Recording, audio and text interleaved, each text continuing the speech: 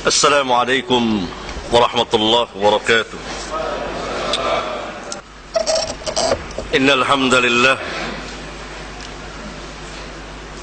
نحمده ونستعينه ونستغفره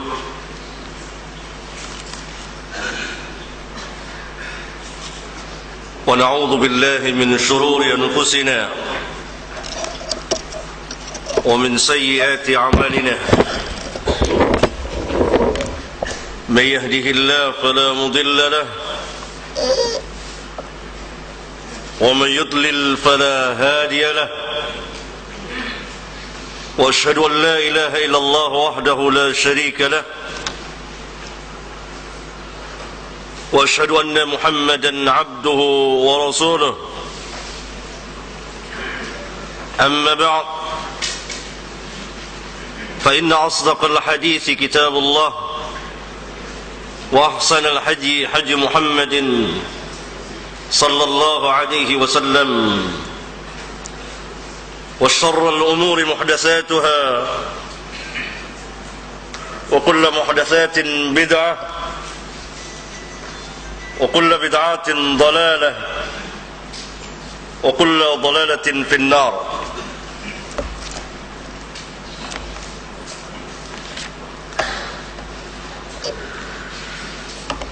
Saudara-saudara yang saya muliakan, para asatidah, para tullabul ilm,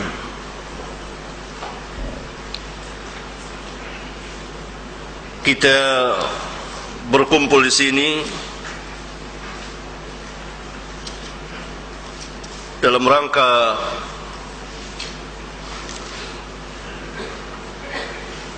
membahas permasalahan yang sangat ilmiah dan merupakan salah satu asas dalam Islam. Bahkan kita berbicara mengenai dasar hukum Islam yang kedua, as-sunnah, al-hadis, yang merupakan wahyu dari Rabbul Alamin. Wa ma yantiqu 'anil hawa in huwa illa wahyu yuha. Wahyu yang terjaga, terpelihara sebagaimana wahyu Al-Quran. Inna nahnu nazzalna adh-dhikra wa inna lahu lahafidhun. Wahyu yang menjelaskan wahyu Al-Quran. Wa anzalna ilayka adh-dhikra litubayyina lin-nas ma nuzila ilayhim wa la'allahum yatafakkarun. Dan kami turunkan kepadamu Al-Quran agar supaya engkau memberikan penjelasan kepada manusia apa yang diturunkan kepada mereka dari Rabb mereka. Rasulullah sallallahu alaihi wasallam pernah bersabda dalam sebuah hadis sahih yang dikeluarkan oleh Al-Imam Abu Daud, "Inni utitul kitab wa mithlahu ma'ahu." Sesungguhnya telah diberikan Alkitab kepadaku dan yang seperti Alkitab, yang turunnya bersama Alkitab, yaitu as-sunnah, al-hadis.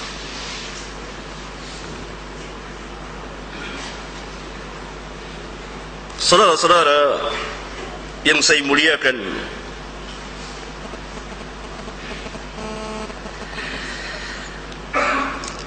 di antara kekhususan umat ini yang tidak dimiliki oleh umat-umat yang terdahulu adalah adanya isnad atau sanad, jalannya orang-orang yang meriwayatkan sampai kepada matan.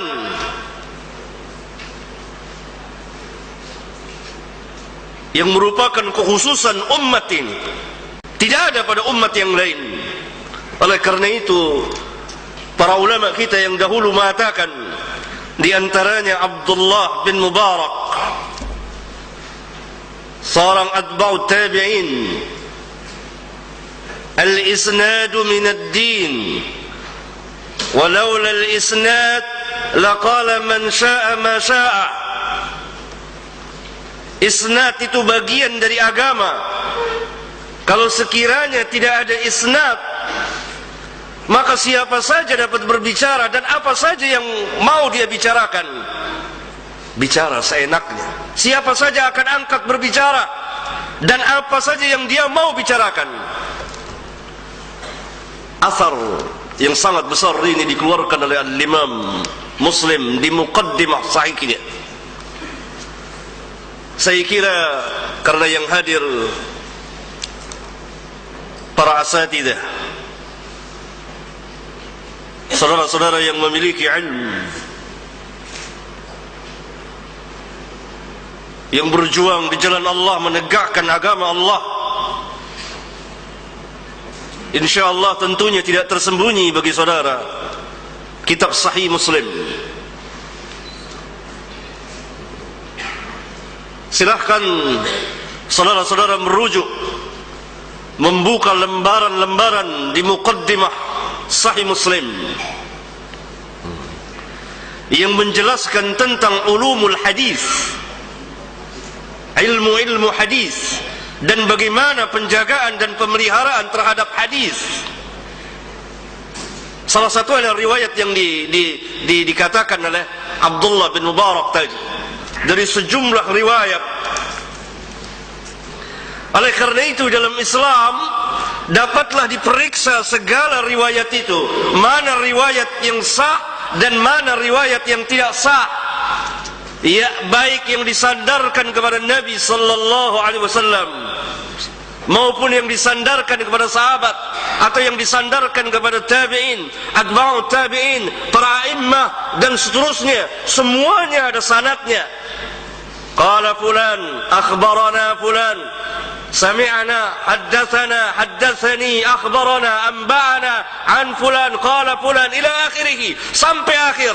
Ini namanya sanad, jalannya orang-orang yang meriwayatkan itu, yang tidak ada di agama Kristen dan di agama Yahudi dan umat-umat yang lain yang merupakan kebesaran, keistimewaan, kemuliaan, ketinggian umat ini, sehingga mereka dapat membedakan mana firman Allah dan mana sabda Rasulullah SAW, mana sabda Rasulullah SAW, mana perkataan sahabat, mana tabi'in, mana atba'ut tabi'in, dan seterusnya. Adapun ahlul kitab, bercampurlah perkataan Rabbul Alamin dengan nabi-nabi. Mereka tidak bisa membedakan mana perkataan Allah dan mana perkataan nabi mereka, dan mana perkataan sahabat-sahabat nabi mereka, dan seterusnya. Dan mereka tidak bisa mengecek, memeriksa riwayat ini sah atau tidak sah. Umat ini tidak. Oleh karena itu tidak seorang pun juga membawakan riwayat di dalam Islam yang menyandarkan, mereka sandarkan kepada Nabi yang mulia alaihi salatu wassalam, melainkan akan ditanya, sammu rijalakum, sebutkan rijal kamu, isnad kamu. Kita hidup di zaman begitu banyak beredarnya riwayat-riwayat yang tidak sah, riwayat-riwayat yang batil, riwayat-riwayat yang palsu, yang munkar, yang merusak Islam, yang mengatasnamakan Nabi yang mulia alaihi salatu wassalam. Padahal saya kira tidak tersembunyi bagi umumnya para asatidzah yang mulia yang hadir di sini, sabda-sabda beliau yang menyatakan, yang merupakan ancaman yang sangat besar,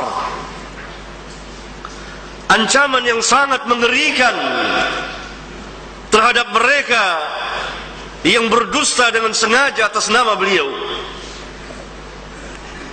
Beliau bersabda, hadis mutawatir, diriwayatkan oleh jamaah para sahabat kurang lebih 200 orang sahabat meriwayatkan hadis ini. Man kadzaba alayya muta'ammidan falyatabawwa maq'adahu minan nar. Barang siapa yang sengaja berbohong atas namaku, maka silahkan mengambil tempat tinggalnya di neraka.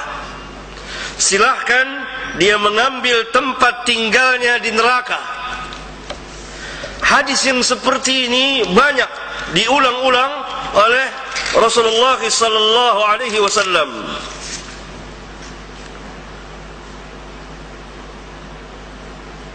Dalam riwayat yang lain, man taqawwala alayya ma lam aqul falyatabawwa maq'adahu minan nar.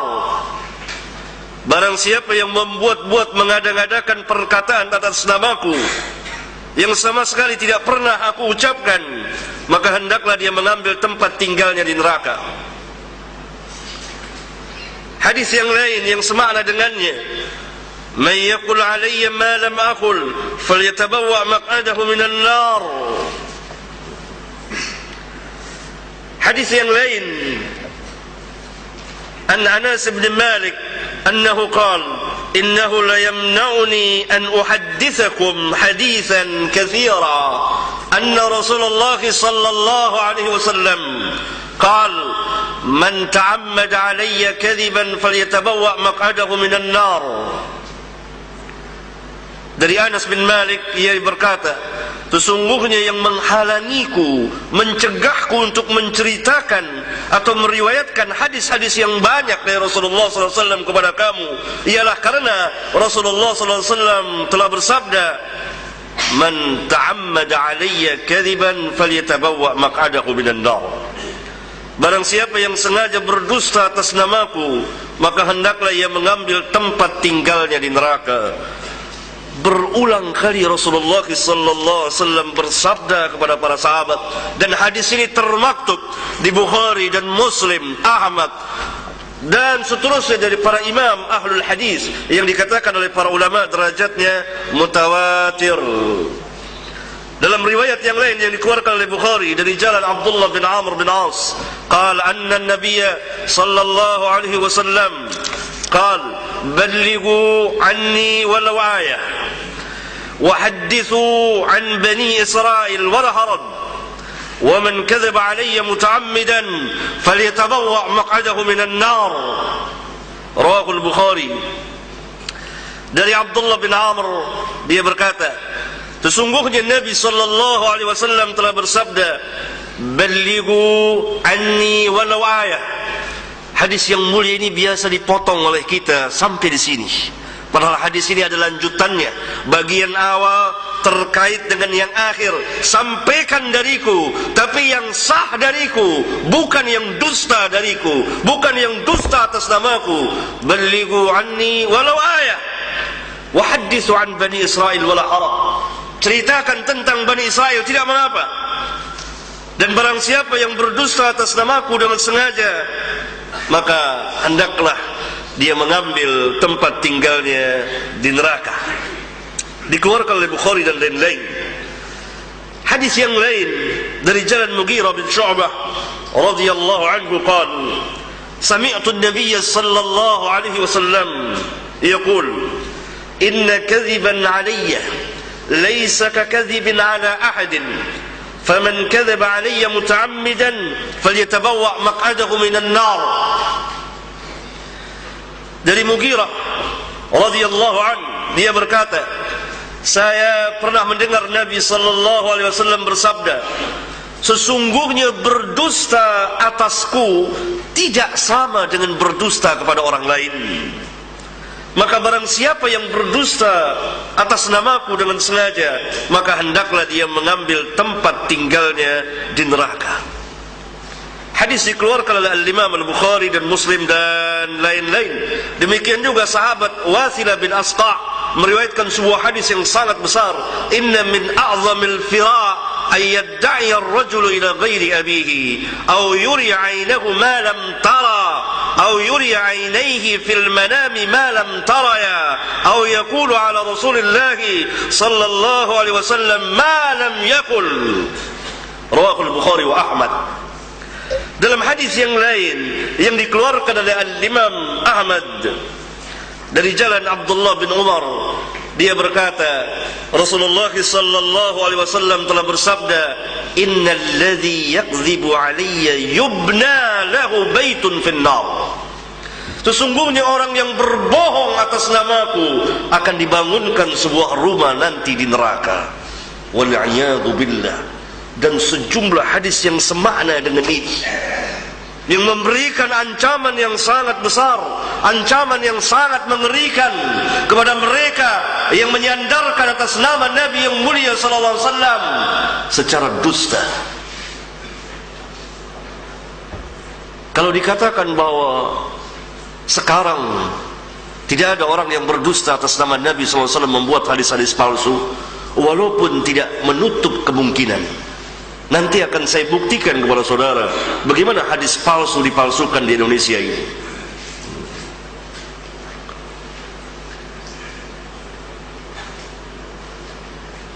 Tetapi yang membawakan, menyampaikan riwayat-riwayat yang palsu itu banyak sekali. Bahkan umumnya hadis-hadis yang beredar dari bentuk tulisan, satu tulisan ke tulisan yang lain, dari satu mimbar ke mimbar yang lain, dari satu majelis ke majelis yang lain, adalah hadis-hadis yang batil, hadis-hadis yang maudhu, yang palsu, hadis-hadis yang sangat lemah. Hal ini saya katakan bukan tanpa pemeriksaan dan penelitian, karena saya pernah memeriksa dan diperintah oleh salah satu lembaga pada tahun 85 sampai 87 untuk mengecek hadis-hadis yang beredar di Indonesia yang biasa dibawakan baik dalam bentuk tulisan maupun lisan. Dan saya catat, saya kumpulkan dan saya serahkan, dan hampir rata-rata hadis-hadis yang palsu. Hampir rata-rata mereka tidak mengetahui dari mana asal usulnya. Hampir rata-rata tidak membawakan siapa perawinya. Sehingga seringkali apabila seorang itu naik mimbar lalu membawakan hadis, setelah turun saya tanya, "Pak Ustadz, dari mana riwayat ini?" Dia tidak tahu. Saya dengar begini, ini atas nama Nabi yang mulia sallallahu alaihi wasallam.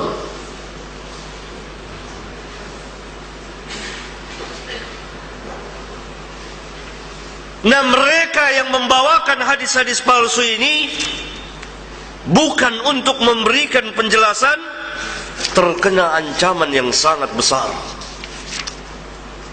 Itu sabda Rasulullah SAW yang dikeluarkan oleh Imam Muslim dan lain-lain dari jalan beberapa orang sahabat.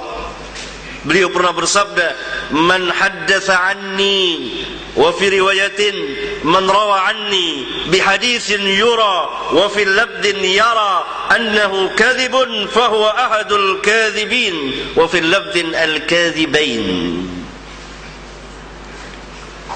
Barang siapa yang menceritakan dariku di dalam riwayat yang lain, meriwayatkan dariku sebuah hadis yang telah diketahui sesungguhnya hadis tersebut palsu, tentunya diketahui oleh orang-orang yang ahlinya, maka dia termasuk ke dalam salah satu dari para pendusta. Dalam salah satu lafaz dikatakan, maka dia termasuk ke dalam salah satu dari dua orang pendusta. Dia yang membuat hadis palsu dan dia yang menyebarkannya.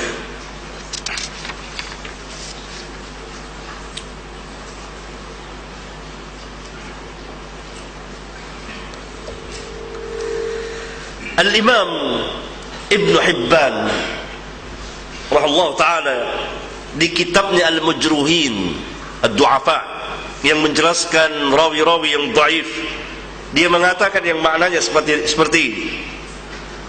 Di dalam hadis ini, hadis yang baru saja saya bacakan tadi, terdapat dalil tentang sahnya apa yang telah kami terangkan, yaitu bahwa seseorang yang menceritakan hadis yang tidak sah datangnya dari Nabi sallallahu alaihi wasallam, apa saja hadis yang diada-adakan orang atas nama beliau sedangkan dia mengetahuinya, maka dia termasuk salah seorang dari para pendusta. Bahkan zahirnya hadis ini lebih keras lagi, karena beliau sallallahu alaihi wasallam bersabda, barang siapa yang meriwayatkan dariku satu hadis yang ia sangka bahwa hadis tersebut dusta, beliau sallallahu alaihi wasallam tidak mengatakan orang itu telah yakin, yakni semata-mata ragu-ragu, maka telah masuk ke dalam ancaman sabda Nabi yang mulia sallallahu alaihi wasallam.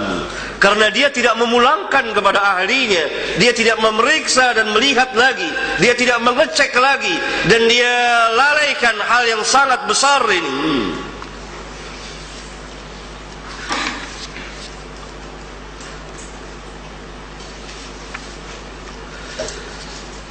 Saudara-saudara yang saya muliakan,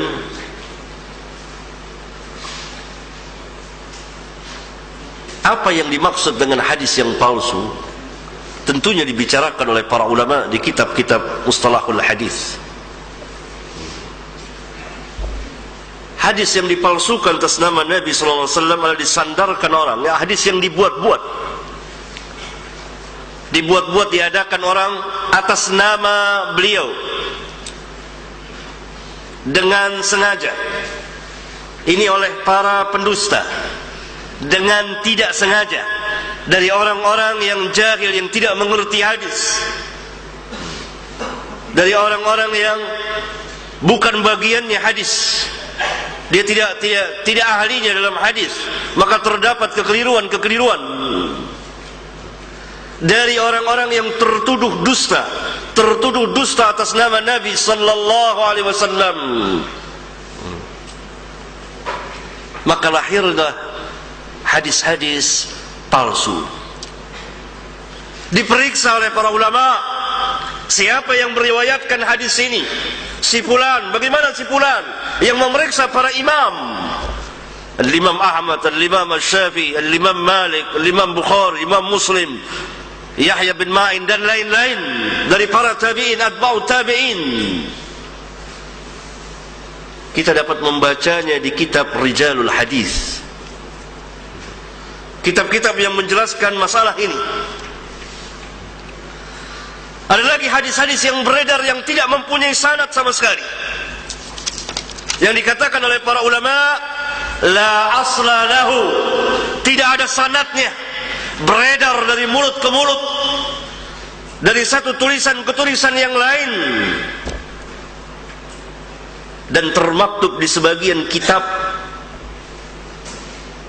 yang penulisnya bukan ahlinya.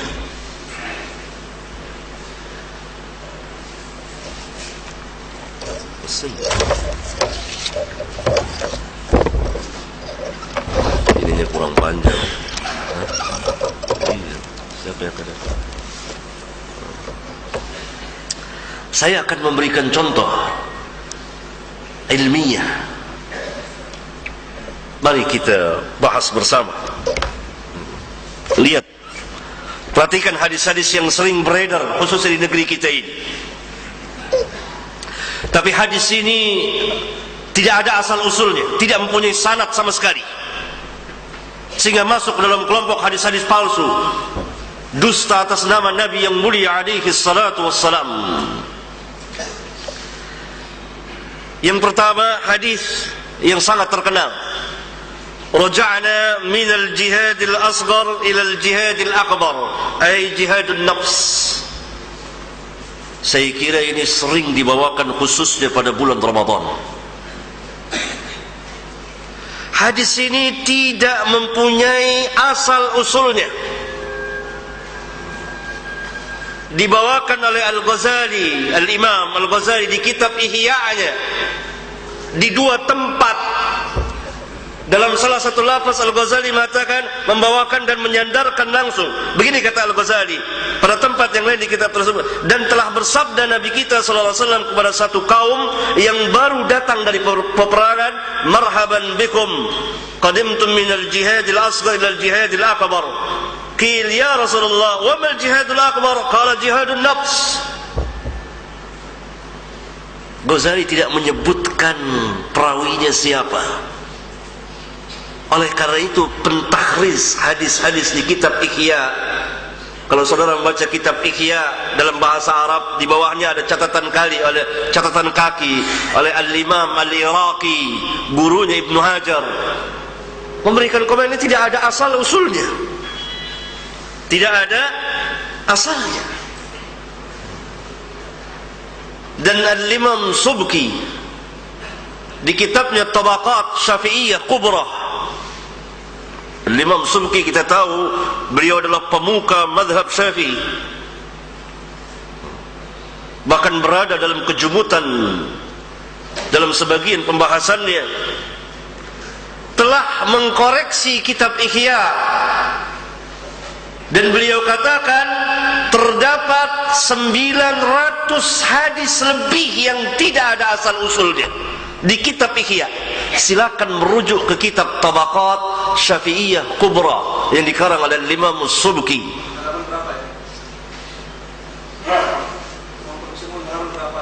Yang di mana? Tabaqat, tinggal cari biografi Al-Ghazali, mudah. Juznya berbeda tapi sangat mudah untuk mengecek. Setelah ngecek, tahukah saudara kitab Tabaqat Syafi'iyah Kubra? Nah, ini menjelaskan tentang biografi Rijal Syafi'iyah.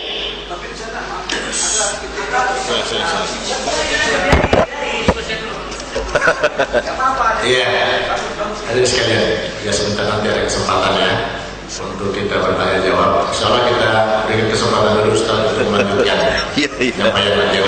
Iya. Sesi Sabar, Pak, sabar. Kita bahas. Wah, karena hal itu memang tidak perlu ditanyakan, sangat sahal, sangat mudah sekali. Iya. Lanjut, Ustaz. Saya lanjutkan.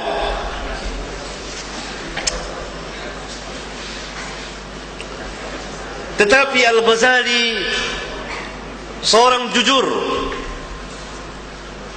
Dia mengatakan di kitabnya Qanun Ta'wil.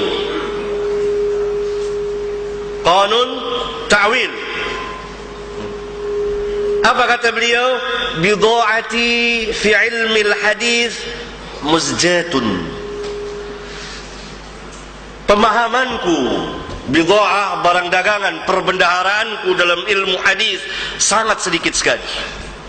Ini kata-kata beliau langsung, sehingga hadis-hadisnya didukil, tidak dijadikan pegangan, karena banyak hadis-hadis yang tidak ada asal usulnya bertebaran di kitab Ihya. Salah satunya adalah hadis ini, raja'na minal jihadil asghar, dan seterusnya.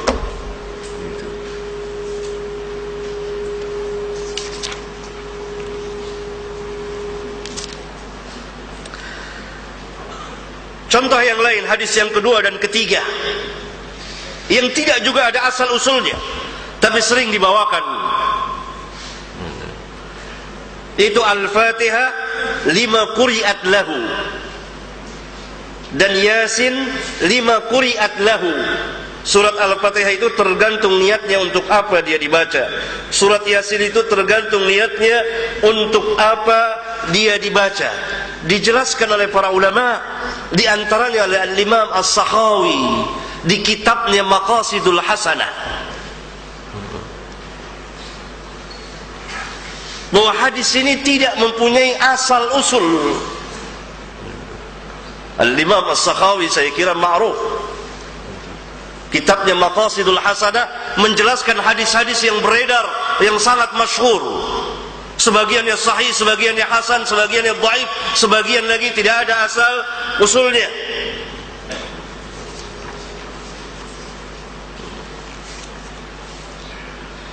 Kemudian contoh yang lain yang disandarkan kepada Nabi sallallahu alaihi wasallam tetapi tidak ada asal usulnya.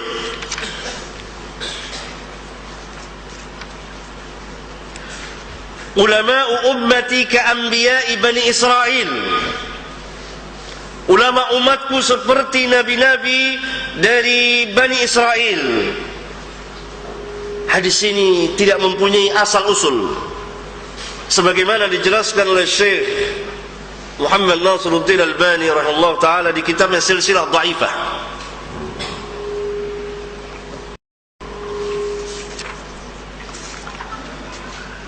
Kemudian hadis yang lain yang beredar yang juga tidak mempunyai asal usul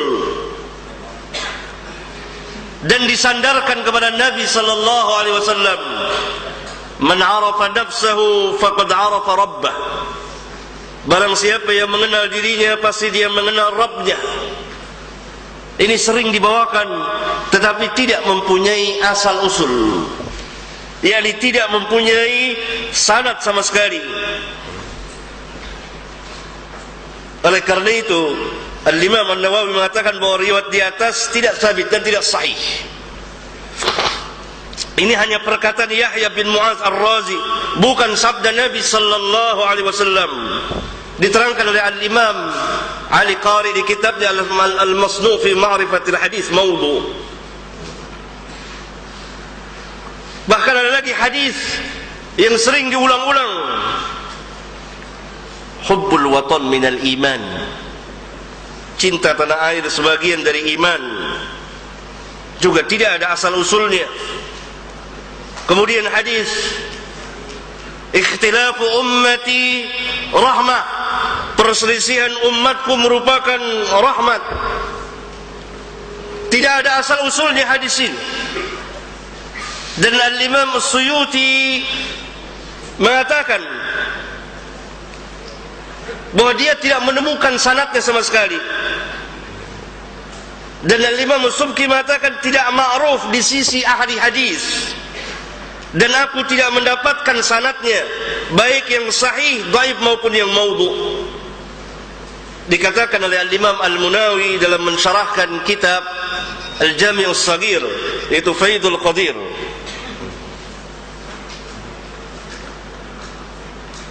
hadis yang sangat batil, hadis yang menghancurkan persatuan umat Islam, hadis yang sering dibawakan dan disandarkan atas nama Nabi sallallahu alaihi wasallam.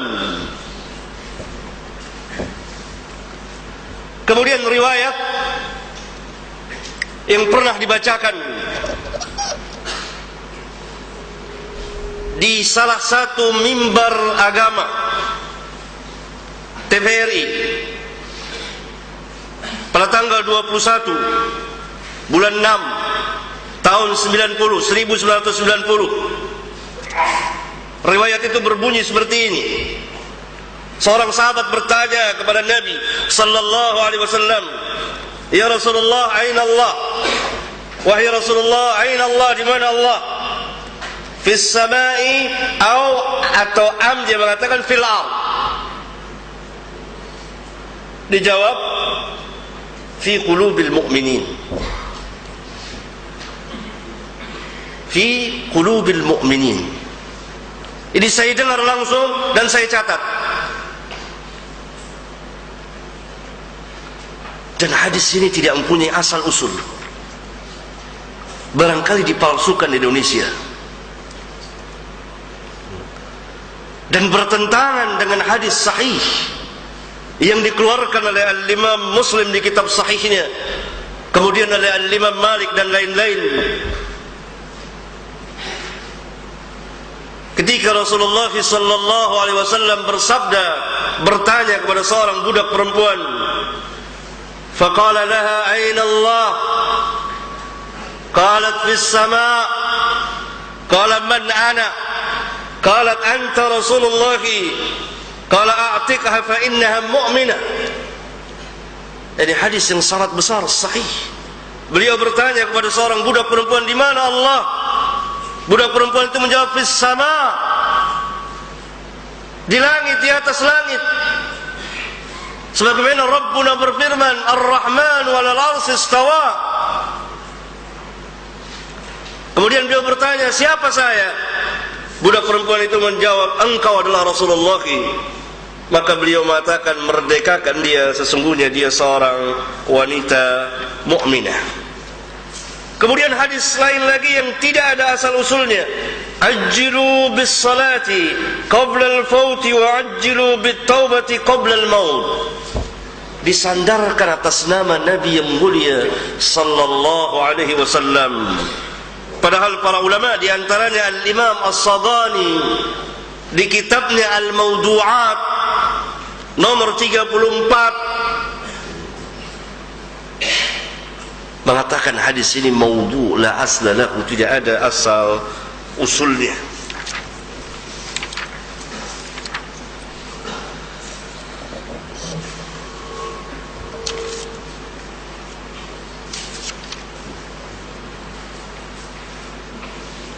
Kemudian di antara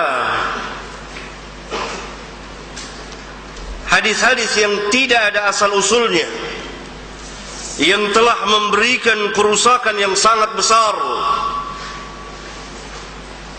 adalah hadis tawassalu bijahi fa inna jahi 'inda Allahil 'azim.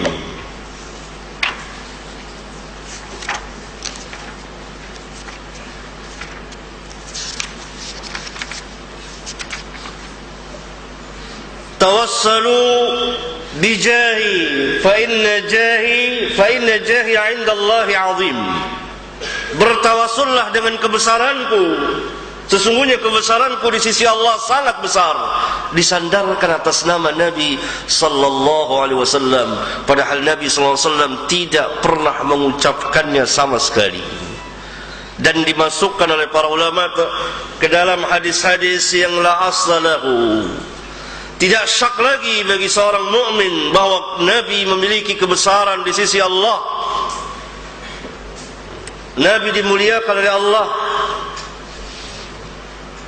Tetapi hadis ini, riwayat ini dipalsukan adalah agar mereka menganjurkan mereka meminta kepada Allah dengan perantara Nabi yang mulia sallallahu alaihi wasallam sesudah Nabi sallallahu alaihi wasallam wafat. Maka dibuatlah hadis-hadis palsu yang demikian banyak sekali, sehingga timbullah kesyirikan yang besar, syirkul akbar, meminta kepada Allah dengan perantara Nabi sallallahu alaihi wasallam yang telah wafat, yang tidak pernah dilakukan dan dikerjakan oleh para sahabat dan kaum mukminin. Maka lahirlah hadis-hadis palsu. Salah satunya yang membuat kerusakan adalah hadis ini, yang dikatakan oleh para ulama la aslahu, dia tidak mempunyai sanad.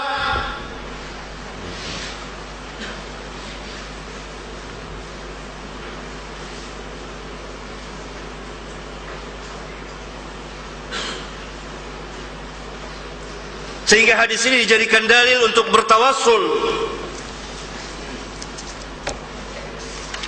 bertawassul kepada orang-orang yang telah mati, kepada Nabi yang mulia alaihi salatu wassalam. Ini salah satu hadis palsunya.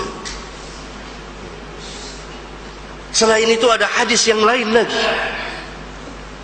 yang palsu, yang beredar di masyarakat.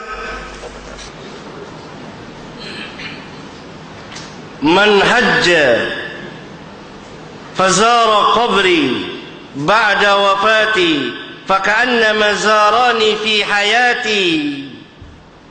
Barang siapa yang haji dan menziarahi kuburku sesudah matiku, maka seolah-olah dia menziarahiku di masa hidupku. Hadis ini hadis palsu, hadis yang palsu dipalsukan atas nama Nabi sallallahu alaihi wasallam. Dan ini dicatat, dilihat oleh para ulama. Karena itu para ulama yang meriwayatkannya membawakan sanadnya. Ini kitab Sunan Ad-Daruqutni. Hadis tersebut dibawakan oleh Al-Imam Ad-Daruqutni dengan sanadnya yang dapat diperiksa oleh para ulama, sehingga kedapatan bahwa di sanadnya ada seorang pendusta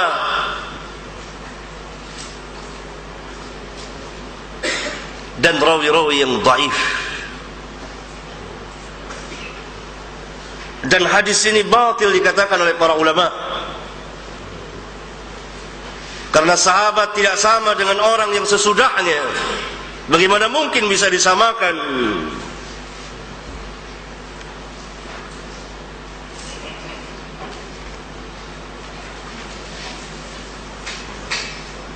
Kemudian datang lagi sebuah hadis, man zara qabri wajabat lahu syafa'ati.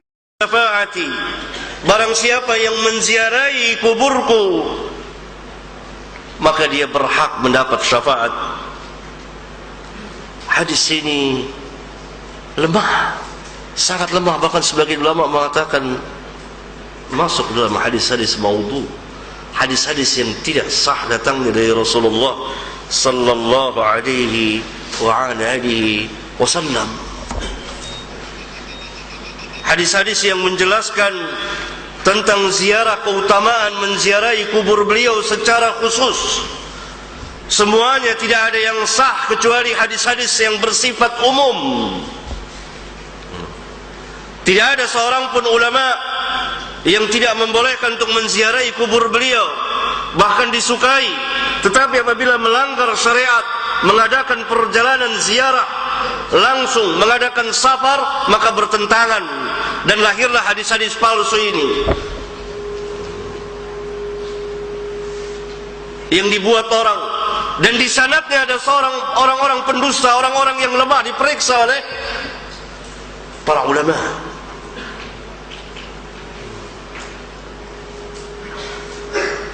Karena hadis Rasulullah sallallahu alaihi wasallam terpelihara, terjaga.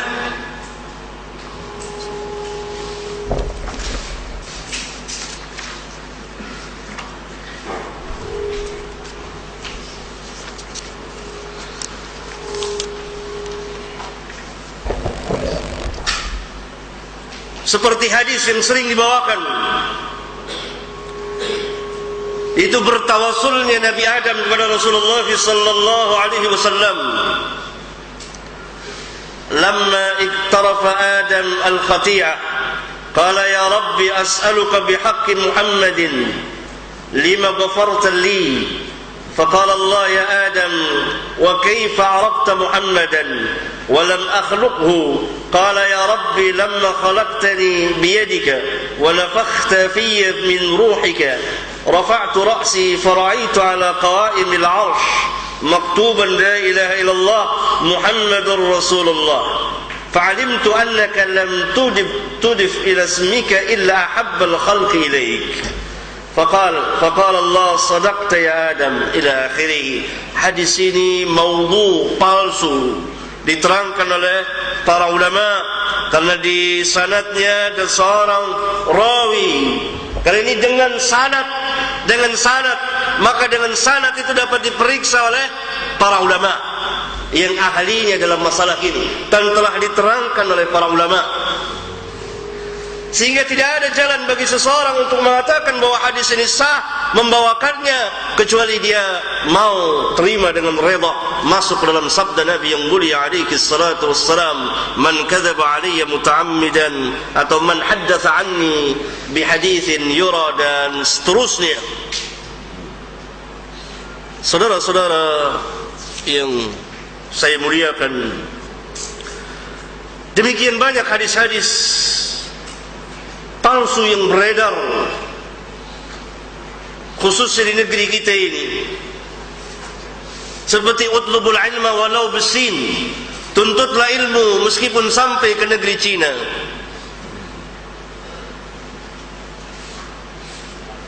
Ini hadis lemah, bahkan dikatakan sangat lemah dan sampai kepada derajat maudhu.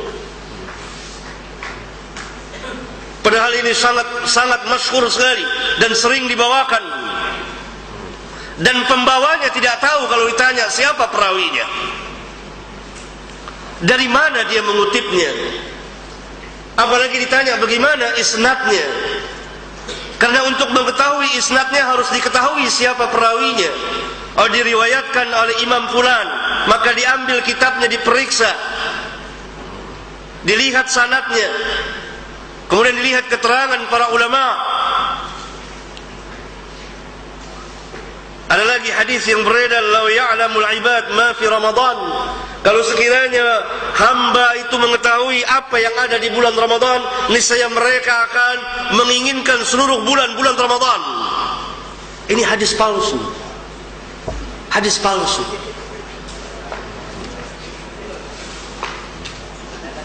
Maudhu.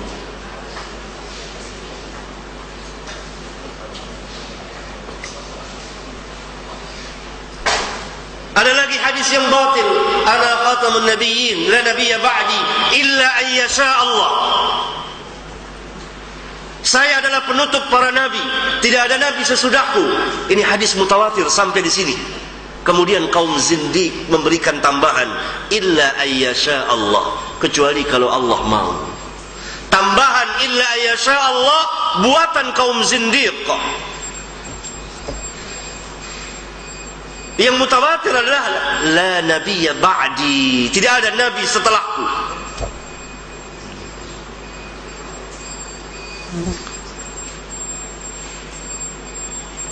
Oleh karena itu hadis-hadis palsu, hadis-hadis yang batil, hadis-hadis yang sangat lemah, hadis-hadis yang dhaif sangat berbahaya bagi Islam kaum muslimin dalam hidup dan kehidupan mereka.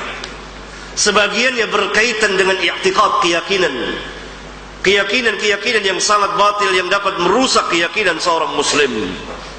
Sebagian lagi berkaitan dengan peribadatan, sebagian lagi berkaitan dengan adab dan akhlak dan seterusnya. Oleh karena itu para ulama senantiasa memberitahukan, menjelaskan hadis-hadis ini maudhu, hadis-hadis ini palsu, hadis-hadis ini batil, yakni para ulama yang memiliki keahlian tentunya.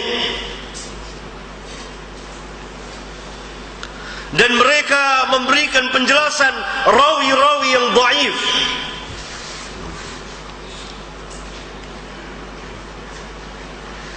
sehingga jelas dan terang, semuanya demi membela, mempertahankan, membela nama Nabi yang mulia sallallahu alaihi wasallam, membela sunnah beliau, menjaga kehormatan beliau.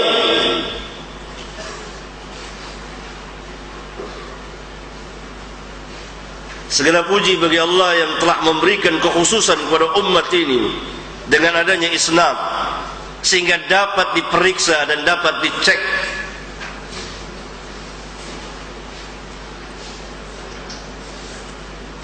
Nah, kesalahan-kesalahan yang terjadi adalah pertama tadi, membawakan riwayat-riwayat yang tidak ada asal usulnya, membawakan riwayat-riwayat yang maudhu, yang palsu, membawakan riwayat-riwayat yang sangat lemah, yang batil.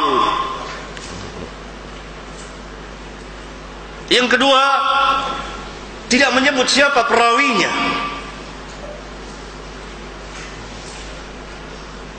Ada riwayat yang beredar yang kita tidak tahu, perlu dicek, perlu dilihat, perlu diperiksa. Yang ketiga, tidak memulangkan kepada kitab aslinya, asalnya, dan tidak memulangkan kepada ahlinya untuk diperiksa.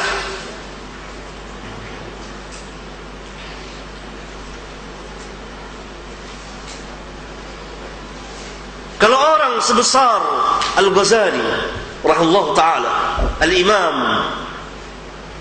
mengakui dengan kejujurannya bahwa dia bukan ahlul hadis, bagaimana dengan orang-orang yang di bawahnya? Bid'ati fi ilmi al-hadis musjatun, pemahamanku, perbendaharaan ilmiahku dalam ilmu hadis sangat sedikit sekali.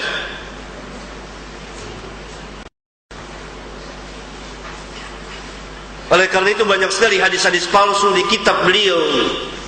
Hadis-hadis tentang nisfu Sa'ban, semuanya palsu kata ulama. Tidak ada yang sah. Kata ulama, barang siapa yang mengangkat itu, mengatakan itu sah, maka hendaklah dia memberikan dalil, hendaklah dia memberikan sanadnya, hendaklah dia perlihatkan kepada kita isnadnya, atas jalan apa dia mensahkannya, dan seterusnya. Barangkali ini saudara-saudara yang saya muliakan, dan kita lanjutkan dengan salat. Alhamdulillah dan terima kasih. Kita ucapkan kepada Ustaz Abdul Hakim Amir Abdad yang telah menyampaikan materi tentang bahaya menggunakan hadis-hadis palsu dan lemah. Baik, para ahli ulama yang saya hormati, yang saya muliakan, kita masuki sesi tanya jawab ini. Untuk termin pertama, 3 orang dari sisi kiri dan kanan. Ya, kami ucapkan terima kasih dan Tawam, Ketua MUI Provinsi DKI Jakarta, Ustaz. Iya. Atas sediaan waktu beliau sejak pagi sampai dengan hari ini. Untuk 3 penanya, pertama kami persilahkan kepada Ustaz Dr. Hamdan Rashid, salah seorang Dewan Pimpinan MUI Provinsi DKI Jakarta. Silakan Ustaz. Cukup dengan mic. Assalamualaikum warahmatullahi wabarakatuh. Waalaikumsalam warahmatullahi wabarakatuh. Benar sekali yang kita bahas pada siang hari ini, bahwa kita umat Islam memang harus selektif di dalam menggunakan hadis, sehingga tidak menggunakan hadis-hadis yang dhaif, apalagi yang maudhu. Barangkali kalau dhaif masih ada yang memperbolehkan, sepanjang itu terkait dengan fardhu amal.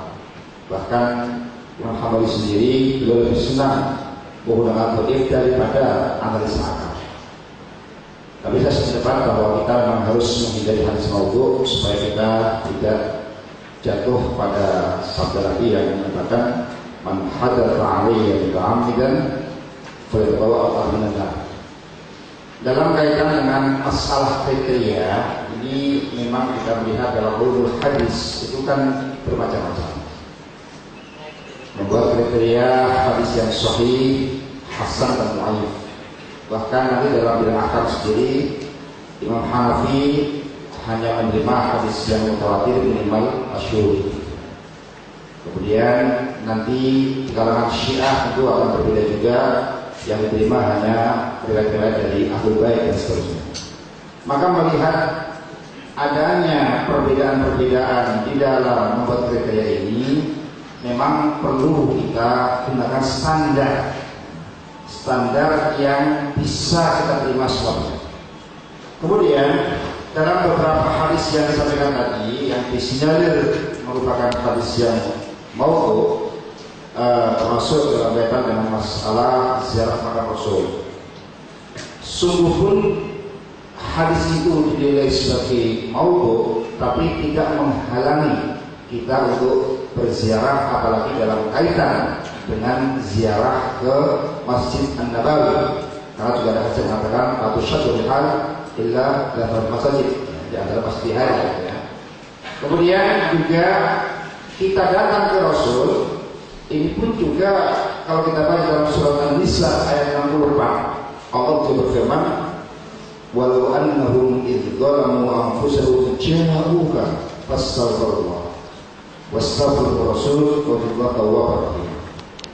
Walaupun mungkin berbeda penafsiran, oh itu jalan pada Rasul masih hidup, tapi juga ada yang menafsirkan datang kepada Rasul setelah wafat pun juga mempunyai suatu fadilah. Oleh karena itu, secara prinsip kita sependapat supaya kita memisahkan mana hadis yang bisa diamalkan dan mana yang tidak. Tapi juga jangan sampai amaliyah yang sudah ada di masyarakat itu langsung kita vonis itu adalah sesat. Sebab boleh jadi ada landasan lain yang terkait dengan amal itu, yaitu dari nas Al-Quran atau mungkin dari hadis-hadis yang lain. Kemudian juga dalam masalah wasilah, kita pun juga tidak boleh memvonis bahwa satu hadis itu musyrik.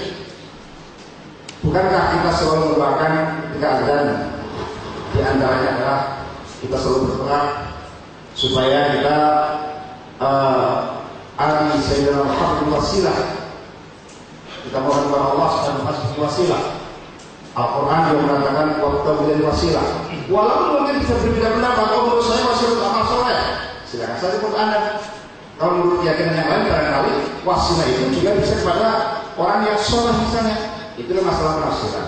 Oleh karena itu, saya sependapat bahwa kita harus meninggalkan sesuatu, tapi jangan langsung memvonis bahwa amaliyah yang dilakukan oleh masyarakat itu mesti salah. Ya. Kemudian terakhir, kita juga perlu waspada di dalam rangka kita komitmen pada sunnah Nabi ini, karena memang ada upaya-upaya dari kelompok-kelompok orang yang tidak suka Islam untuk halul Islam itu dengan cara ibadul muslimin anti.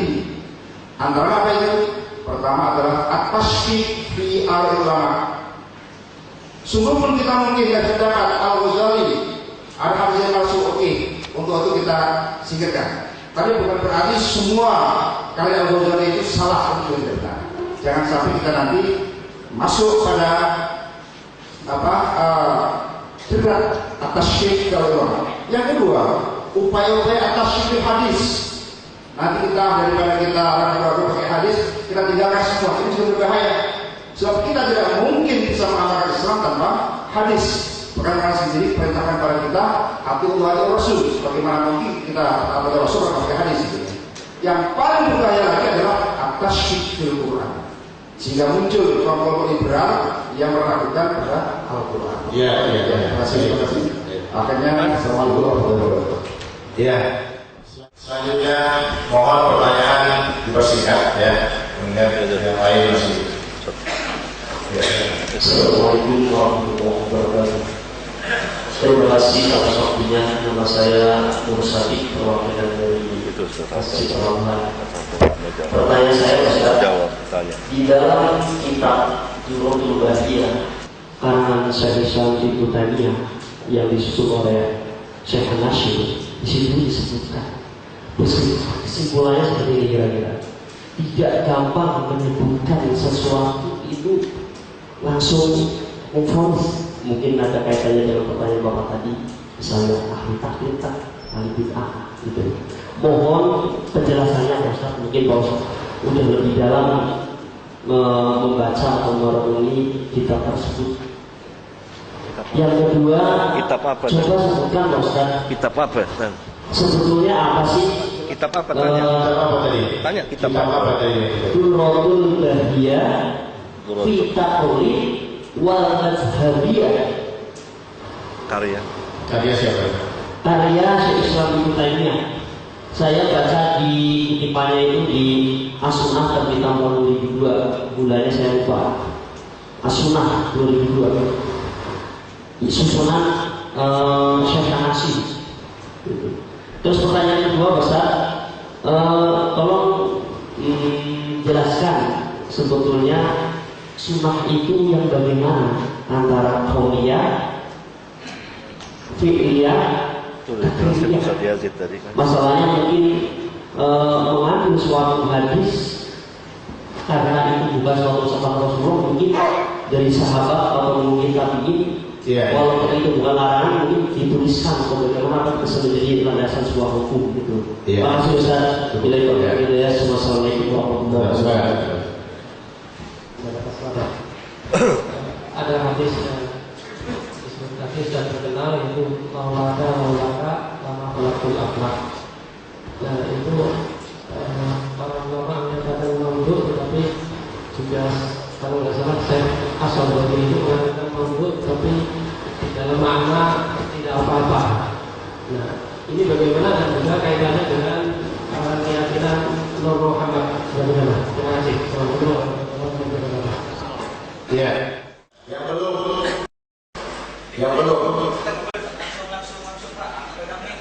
Ya, ada sudah. Assalamualaikum warahmatullahi wabarakatuh. Waalaikumsalam. Terima kasih sekali. Ini yang kami tanyakan hadis ikhtilaf umatur rahmah. Itu memang sebagian ulama mengatakan la aswal. Kita saja di kitab Rahmatul Ummah ikhtilaf bil a'immah. Itu banyak sekali ulama yang memberikan semangatnya juga. Rahmatul Ummah ikhtilaf bil a'immah. Jadi kita kan kalau ada ulama yang mengatakan ada yang ada di kelas kita nggak boleh fonis ada begitu kan? Dan begitu.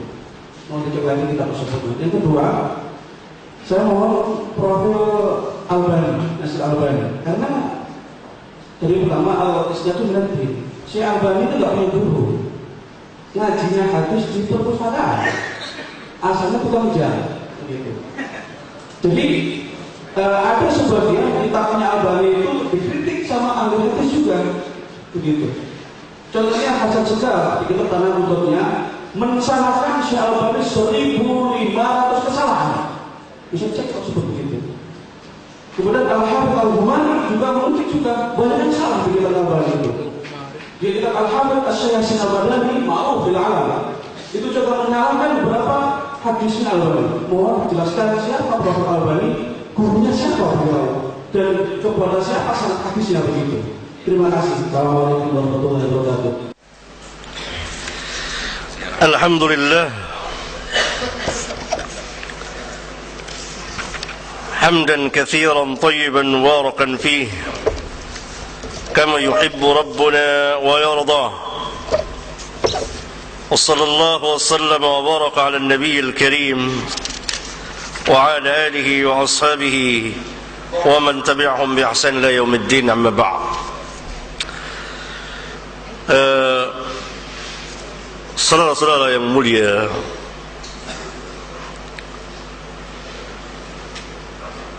sebagian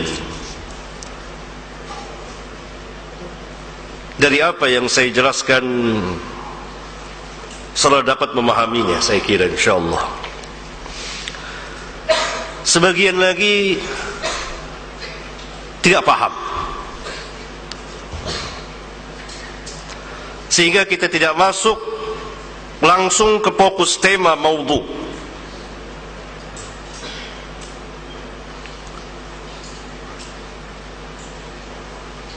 Pertanyaan yang masuk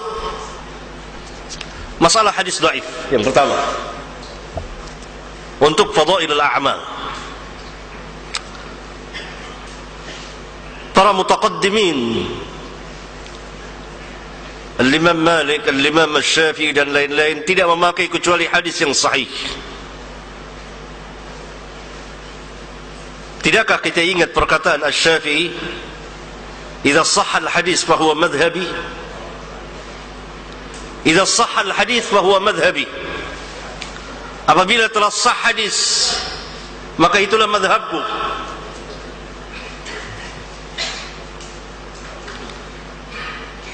Yani tidak menjadi madhab beliau hadis-hadis yang dhaif, apalagi maudhu. Imam Syafi'i. Dan apa saja yang tidak ada syariatnya kemudian dianggap baik oleh manusia, maka beliau katakan orang itu telah membuat syariat baru. Perkataan beliau yang sangat terkenal sekali, "Man istahsana faqad syara'a." Barang siapa yang menganggap baik sesuatu, maka sesungguhnya dia telah membuat agama baru, syariat baru. Sebagian kaum mutaakhirin, An-Nawawi, Al-Hafidh Ibn Hajar dan sebagian ulama membolehkan mengamalkan hadis dhaif untuk fadailul a'mal. Tidak berhenti sampai di situ. Ada persyaratannya. Ada persyaratannya yang telah disyaratkan oleh para ulama, yang tidak ada seorang pun sanggup memenuhinya kecuali para ulama itu atau orang-orang yang setaraf dengannya dan para ahlul hadis. Hadis tersebut pertama, syarat yang pertama khusus untuk fadailul a'mal dan targhib wa targhib, tidak untuk akidah, tidak untuk ahkam hukum dan lain-lain.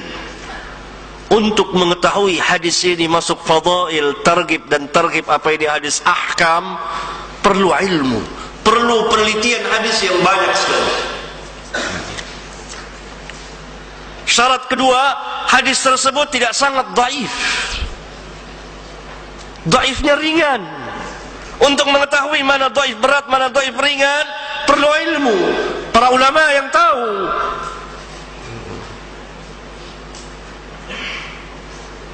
Syarat yang ketiga, hadis tersebut tidak boleh diyakini sebagai sabda Nabi sallallahu alaihi wasallam agar supaya tidak terkena ancaman beliau sallallahu alaihi wasallam.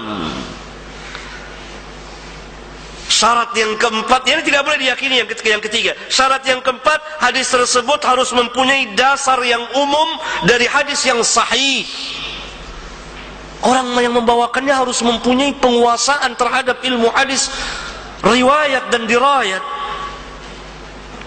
Syarat yang kelima, hadis tersebut tidak boleh dimasyhurkan. tidak boleh dimasyhurkan. Menurut Al-Hafiz Ibnu Hajar, apabila hadis-hadis dhaif itu dimasyhurkan, yakni diangkat ke permukaan sehingga dikenal oleh umat, niscaya akan terkena ancaman berdusta atas nama Nabi sallallahu alaihi wasallam. Yakni kalau saya bawakan di sini hadis dhaif dengan alasan untuk fadailul a'mal, saya masyhurkan ini.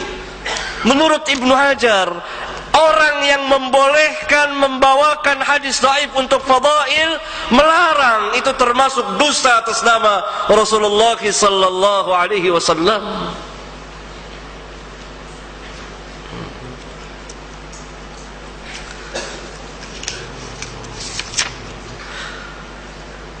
Syarat yang keenam, kewajiban memberikan bayan, penjelasan bahwa hadis tersebut dhaif.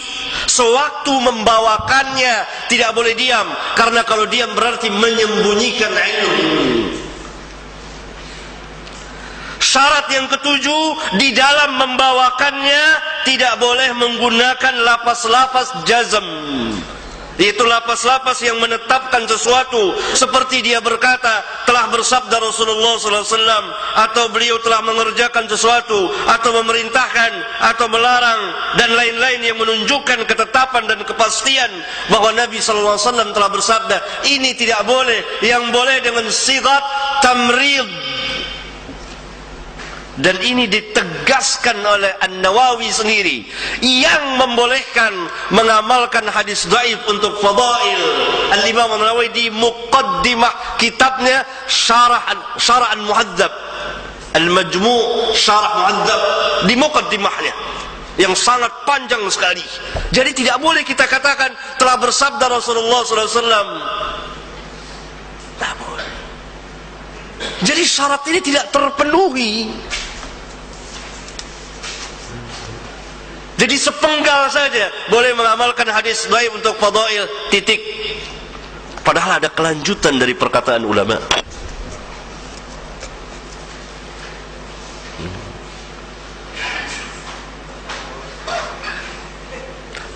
Para ulama dalam menentukan standarnya adalah ilmu hadis yang telah disepakati oleh para ulama untuk menentukan kesahan dan ketidaksahan hadis ini. Misal mereka mengatakan hadis yang sahih adalah hadis yang bersambung sanadnya, berarti harus ada sanadnya, yang rawi-rawinya thiqat, yang tidak ada syad, tidak ada ilat qadihah, disepakati oleh para ulama. Hadis yang hasan yang berkurang dari itu, atau ada jalan yang lain. Hadis yang dhaif demikian. Hadis yang maudhu pun dijelaskan. Sangat mudah kita membacanya di kitab-kitab mustalah. Bacalah kitab Nukhbatul Fikr atau Syarah Nukhbatul Fikr oleh Al-Hafiz Ibn Hajar, atau kitab At-Taqrib oleh An-Nawawi, ringkasan dari Ulumul Hadis oleh Ibnu Salah. Disepakati, tidak ada ngambang, tidak ada keraguan, jelas, nyata, terang, kecuali dengan Syiah Rafidhah, karena hadis menurut mereka berbeda dengan hadis menurut kita. Tidak mungkin disepakati, tidak mungkin disamakan. Syiah telah membuat hadis palsu sebanyak 300.000 hadis palsu. Itu yang diketahui. Tahukah saudara hadis menurut Syiah itu menurut mana? Dari jalan Ahlul Bait? Bukan. Ahlul Bait berlepas diri dari Syiah dan Rafidhah. Hadis menurut Syiah kepada imam mereka, tentang imam mereka, mereka pun berselisih. Taruhlah Syiah yang 12 kepada imam yang 12. Siapa saja hadis sampai kepada salah satu imam, maka bisa disandarkan kepada Nabi, bisa disandarkan kepada Allah Tabaraka wa Ta'ala. Berbeda jauh sekali.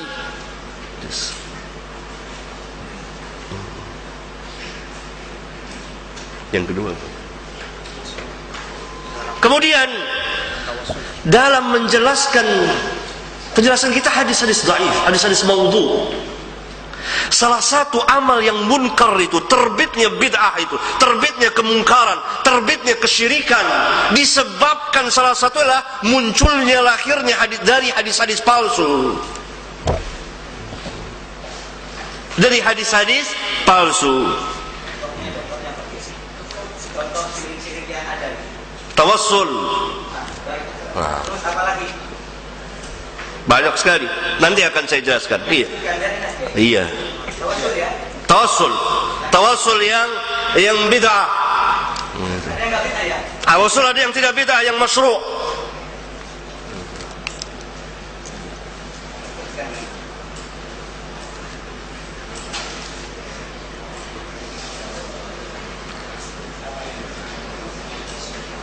Jadi lahirlah dari hadis-hadis tersebut beberapa amal yang tidak disyariatkan. Tapi tidak berarti kalau ada amal itu disyariatkan lalu hilang amal itu, tidak sama sekali. Tapi di sini adalah untuk membersihkan nama Nabi yang mulia sallallahu alaihi wasallam. Apapun perkataan yang disandarkan kepada Nabi sallallahu alaihi wasallam maka harus dibersihkan. Ini bukan sabda Rasulullah sallallahu alaihi wasallam. Walaupun perkataan itu memang ada, tapi ini penyandaran kepada Nabi sallallahu alaihi wasallam. Ini yang harus kita pahami.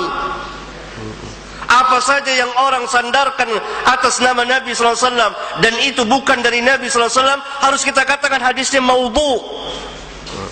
Tidak berarti misalnya ziarah kubur masyru', disyariatkan secara umum.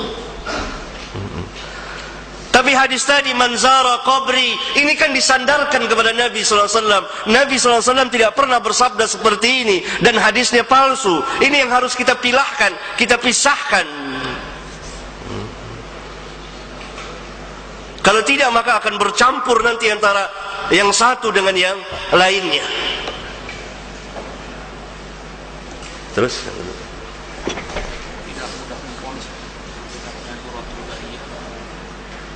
enggak tahu, saya enggak tahu. Lain. Laulaka lima khalaqtu aflaq. Barangkali itu yang ditanyakan. Ini hadis maudhu dan sangat batil sekali. Dikatakan oleh para ulama. Dan Nur Muhammad tidak pernah ada. Di mana riwayatnya orang-orang zindik yang membuatnya? Yang diciptakan nur dari nur malaikat sebagaimana dikatakan dalam hadis sahih riwayat Imam Muslim. Walhasil harus jelas, harus ada kejelasan, harus ada isnad.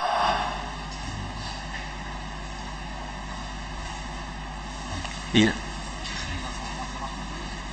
Ikhtilaf ummati rahmah.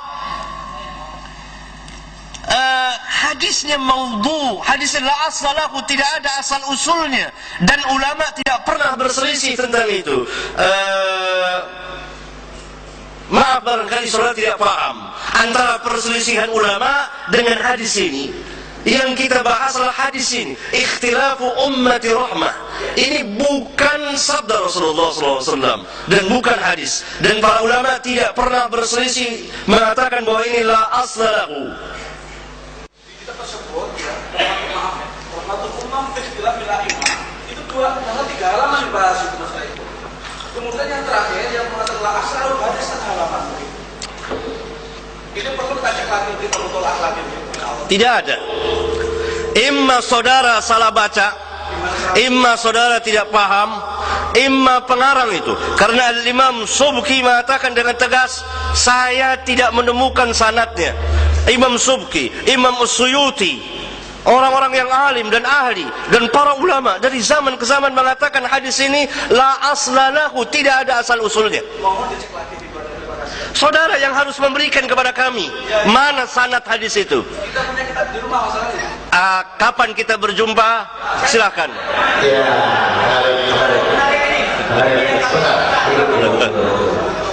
Khusus masalah hadis ini saya minta yakni isnad dari jalan hadis itu.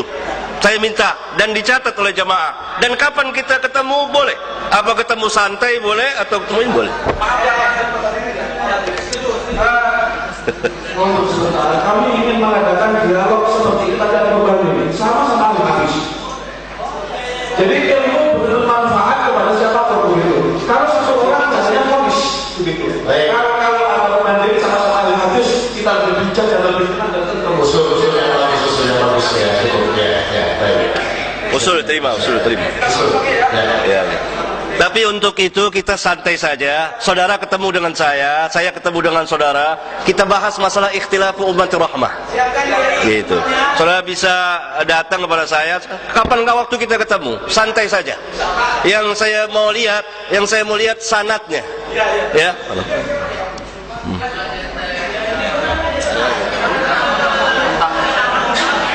Tentang profilnya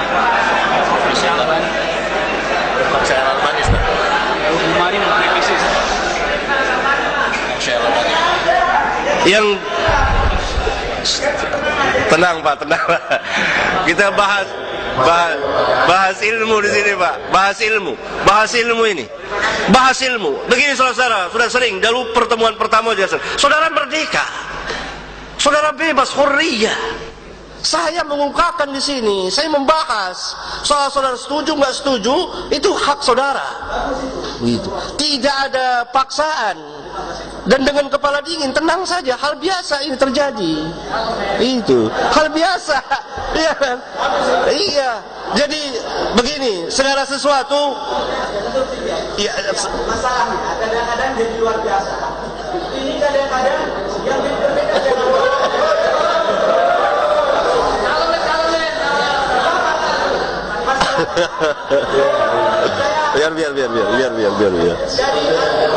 biar.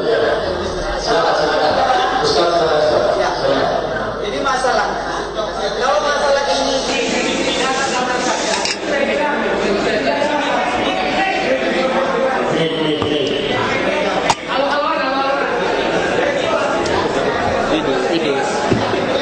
Ya, kalau tidak ada begini kan nggak ramai. Ya, kita diskusi. Kalau nggak ada saya di sini nggak ramai. Benar nggak? Yang pertama, saya sampaikan. Saya mulai tadi ingin menyampaikan dalam forum ini memang harus ada pendamping. Satu. Kemudian yang kedua, hal-hal yang terkait dengan masalah takfir dan mensyirikkan umat itu hati-hati. Saya kira itu. Sekira saya potong, saudara potong saya potong lagi. Iya, biasa aja, santai. Biasa. Jadi ini juga kesalahpaham. Antara perbuatan syirik, al-fi'lu dan fa'il itu berbeda. Saya katakan perbuatan ini syirik, tidak langsung memponis orangnya, karena barangkali orangnya belum tahu. Seperti saudara membawakan hadis maudhu. Ini hadis maudhu, ini hadis palsu. Saudara belum tahu, tidak langsung diponis saudaranya. Demikian juga perbuatan tawassul menurut i'tiqad saya, keyakinan yang saya yakini, ini syirkul akbar. Sebagaimana meminta-minta kepada Allah dengan perantara orang-orang yang telah mati, syirik besar. kalau syirik kan orangnya musyrik kan? Tunggu dulu. Ini Iya, saya tahu. Nih, begini. Dia perbuatan itu syirik, perbuatan itu bid'ah dilakukan oleh orang. Ada kalanya orang itu terkena sanksi kalau dia sudah tahu, sudah tegak hujjah. Kalau belum tahu, seperti umumnya masyarakat kita sekarang ini, itu tidak tahu atau belum tahu, atau di kepalanya masih ada syubhat seperti saudara, itu masih diberi uzur. Gitu. Yang lain. Baik. Masih ada kesempatan buat yang lain.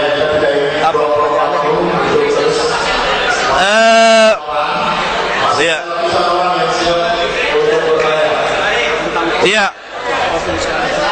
Kemudian, mari sini dong, ya Allah.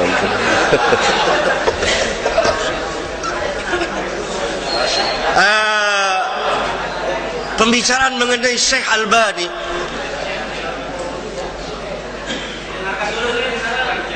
saya kira saudara tidak mengerti tentang siapa Syekh Albani. Maaf, saya kuliah di Syria. Di tahun karena beliau ke Syria. Iya, beliau tidak hanya di Syria. Iya. Siapa gurunya, apa mungkin orang menguasai berbagai macam cabang ilmu tanpa guru? Sebab di Syria itu terkenal kalau kuliah di sana ada Aftafah Dohiri sendiri kan. Tentu semua orang masuk maktabah. Iya, dan di situ beliau terkenal selama 8 tahun tidak pernah keluar dari maktabah. Nah, selama 8 tahun tidak pernah keluar kecuali hanya kalian wajib-wajib aja. Lebih dari 8 tahun. Iya. Tetapi tidak berarti beliau tidak berguru. Pertama guru beliau siapa? Bapaknya. Tahukah saudara bapaknya Syekh Albani?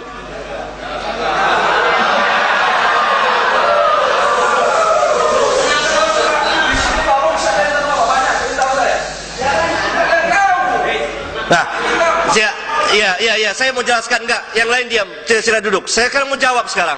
Saya mau jawab apa yang saudara katakan sangat besar sekali. Saudara bertanggung jawab dunia akhirat. Mengatakan begitu terhadap Syekh Albani. Sebagaimana hadis Rasulullah SAW dalam sebuah hadis sahih, man qala fi mu'minin ma laysa minhu asqalallahu adghatal khabar. Barang siapa yang mengatakan terhadap seorang mukmin apa yang tidak ada padanya, maka Allah akan tempatkan dia di radghatal khabal. Saya akan jawab. Tenang. Tadi saudara sudah punya hak untuk bicara. Kalau kapan saya akan menjawab? Gitu. Iya kan? Itu. Saya akan memberikan jawaban. Itu. Jadi Syekh Albani gurunya banyak. Pertama, satu saya tunjukkan bapaknya seorang ulama. Seorang alim, belajar dengan bapaknya, belajar membaca kitab-kitab fikih dan lain sebagainya. Kemudian beberapa ulama dan beliau mendapat ijazah. Saudara baca di kitab biografi beliau, jelas nyata terang yang ditulis dan atas persaksian beliau. Ini saya ingin membantah saudara, agar saudara membaca balik. Adapun yang sakab dan lain sebagainya itu pembicaraan lain, karena mereka adalah termasuk ahlul bidah menurut ahlus sunnah wal jamaah. Sebentar ya, sebentar. Saya kira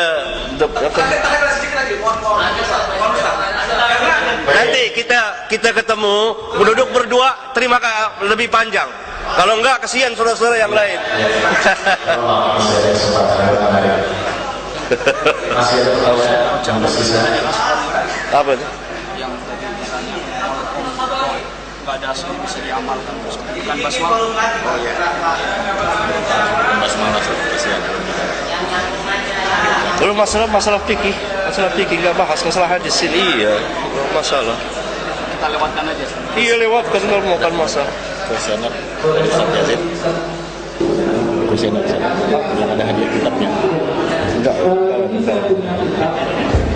Ini pernyataan dari Syekh Utsaimin dari kalangan ulama sendiri, komentarnya Syekh Utsaimin terhadap Albani seperti itu. Dalam pernyataannya, Albani itu menyatakan bahwa azannya yang dilaksanakan oleh Syekh Utsaimin itu lebih begini, kata Syekh Utsaimin. Ya'ti rajulun fi hadzal asr laisa indahu syai'un min al-ilmi. Wa yaqul, yang mengatakan adzanul jumu'ah al-awwal bid'ah, itu kata Albani. Li'annahu laisa ma'rufan ala ahdi Rasul sallallahu alaihi wasallam. Wa yajibu an naktasiru ala al-adzan sani faqat. Fanaqulu lahu, ini kata saya ini, inna sunnata Utsman sunnatun muttabi'atun idza lam tukhalif sunnata Rasulillah sallallahu alaihi wasallam. Wa lam yakun ahadun min as-sahabah alladziina hum a'lamu minka ya Albani wa ahyaru ala dinillah bi'aradati. Wa huwa min al-khulafa'i ar-rasyidin al-mahdiyyin alladziina amara Rasulullah sallallahu alaihi wasallam bi ittibaihim. Ini pernyataan saya ini dari kalangan ulama sendiri kepada Albani yang menyatakan bahwa dia merupakan laki-laki yang tidak punya ilmu sama sekali dalam bidang agama. Apalagi dia menyatakan bahwa adanya suatu itu bukan bid'ah, seperti itu. Yang kedua, Albani mengkafirkan Imam Bukhari ketika Imam Bukhari menafsiri kalimat wajah dalam firman Allah, kullu syai'in halikun illa wajhah ay illa mulkahu. Ini ada di kitab Sahih Bukhari. Kata Albani, itu adalah ditanyakan dalam kitabnya Fatwa Albani Sahifah 523. Ketika ditanyakan tentang masalah takwil tersebut, dia mengatakan hadza la yaquluhu muslimun mu'min. Ini kan berarti kan apa? Menyatakan bahwa Imam Bukhari itu bukan mukmin. mukmin seperti itu ketika menafsiri kalimat wahdat dengan mulka. Makanya dengan fatwa ini berarti secara tidak langsung Albani itu mendengar bahwa itu kafir, tidak Islam dan tidak beriman, tidak mukmin seperti itu. Dalam kitab Malak Albani menyatakan dalam kitab Tahdhirus Sajid yang Jihadul Kubur halaman 68, Albani itu mengajak kaum muslimin agar membongkar kubbatul khadra, kubah hijau yang menaungi makam Rasulullah SAW dan mengeluarkan jasad beliau dari dalamnya seperti itu. Gara-gara fatwa seperti itu Albani dianggap ini sangat kontroversial dalam pernyataan saya sependapat dengan sabda di depan itu bahwa Albani itu kalau ini ada prioritasnya di sini panjang sekali. Memang beliau di kalangan wahabis ini itu masih belum difahami sebagai ulama hadis seperti itu. Ya, terima kasih. Kitab siapa yang saudara baca? Ini kitab Al-Utsaimin Syarhul Aqidah Al-Wasithiyah Shahifah 638. Syekh Utsaimin sendiri. Enggak, kitab itu. Kitabnya. Oh, ini adalah saduran yang disadur oleh Ustaz Bahrus Ali, Ustaz Idrus Rofi dari LPMNU Jember ketika saudara bilang tadi bahwa itu dari Syekh Utsaimin. Iya, dalam kitab itu. Dalam kitab itu saudara telah berdusta. Telah berdusta. Iya, tadi saudara katakan bahwa itu dari Syekh Utsaimin. Harusnya dikatakan begini, membongkar kebohongan buku ini karangan siapa? Bukan dari Utsaimin. Karena kita yang nangkap di sini langsung dari Utsaimin. Padahal Utsaimin tidak menunjukkan kepada Albani, tidak tertuju ke perkataannya kepada Syekh Albani lain. Tapi kan bisa dijelaskan rojinya kitab ini kalau maksudnya. Iya. Tapi tidak disebut Syekh Albani di situ. Tidak disebut Syekh Albani di situ. Itu adalah pernyataan beliau kepada sahabat ini. Silakan dibikin kembali. Iya. Ya, maka itu harus dilihat dulu bahwa pertama harus dari kitab ini. Saya sebut dari kitab ini halaman berapa? Tadi di sana 623 tadi. Nah, agak terakhir bisa. Biografi masalah imam-imam Wahabi di sana ada semua dari Al-Wahabi dari sampai kepada Syekh ini. Enggak ada. Sampai dilanjutkan.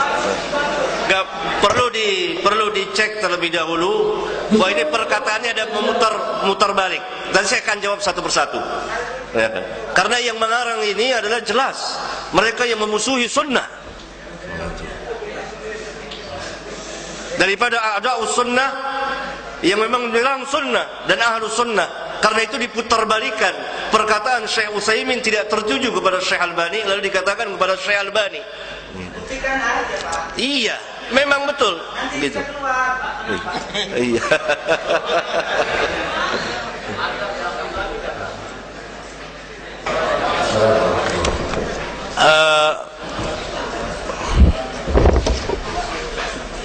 Apa? Enggak.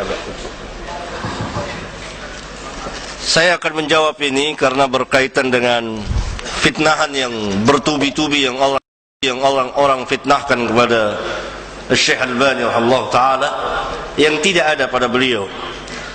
Yang sangat licik dari orang ini adalah, dan ini dapat diketahui dengan jelas, Syekh Albani betul berpendapat azan 2 kali pada hari Jumat saat ini tidak tepat karena telah hilang ilatnya. Beliau jelaskan. Syekh Utsaimin sebaliknya, khilaf ilmiah di antara para ulama.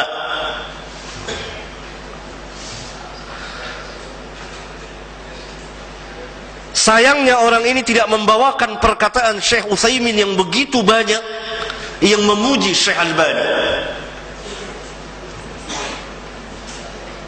Salah satunya saya bawakan saja. Ketika Syekh Utsaimin bertakziah atas wafatnya Syekh Albani kepada istrinya, bahwa umur beliau sunnah semuanya, hidupnya dan matinya berada dalam sunnah. Itu takziah Syekh Utsaimin kepada Syekh Albani.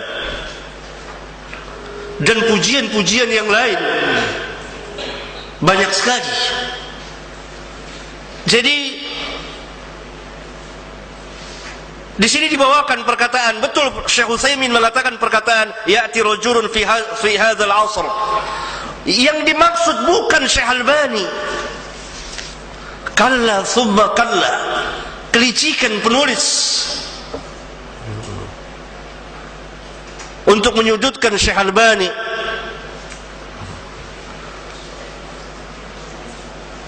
Kemudian kulli syai'in halikun illa wajhu, dan mengatakan Bukhari mengkafirkan. Dari mana sarih oleh Syekh Albani yang mentahris Sahih Bukhari, yang meringkas Sahih Bukhari, membela Sahih Bukhari. Ini fitnah yang sangat besar sekali. Kemudian mengajak membongkar kubah, tidak pernah ada di Tahdzirus Sajid tertulis tidak demikian. Sama sekali tidak demikian. Bukan itu, hanya dipotong-potong, dipenggal-penggal. Kenapa Syekh Albani?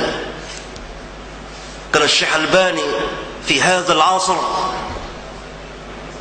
dia menegakkan sunnah bersama saudaranya, menjelaskan tentang manhaj salaf, menghancurkan bid'ah dan ahlinya, menegakkan tauhidullah, menghancurkan kesyirikan dan ahlinya, bersama saudara-saudara yang lain, menampakkan manhaj salaf, mendakwakan.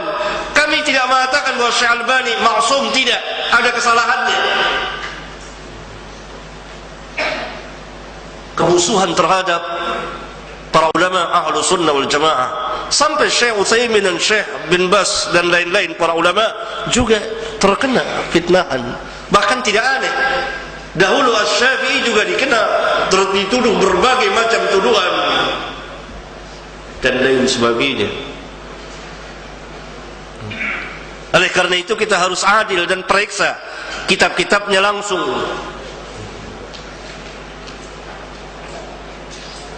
Tidak mungkin Syekh Nasir langsung mengatakan, Syekh Utsaimin langsung menuduh Syekh Albani. Tidak. Perbedaan ilmiah dalam masalah ijtihadiyah, dalam sebagian permasalahan ahkam wajar di antara para ulama, sebagaimana perbedaan madhab yang 4. Ada yang berpendapat demikian dan begini dan seterusnya. Oleh karena itu fitnahan seperti tadi, Syekh Albani tidak mempunyai guru adalah min abtalil batil, dari sebatil-batil perkataan. Karena begitu banyak gurunya Syekh Albani dan dijelaskan, dan hal yang tidak masuk di akal seorang berilmu tanpa guru dan mengetahui dengan sejumlah hadis dan rawi. Sehingga Syekh Abdul Aziz bin Baz mengatakan tidak ada di kolong langit ini orang yang lebih alim pada zaman ini tentang hadis selain Syekh Albani.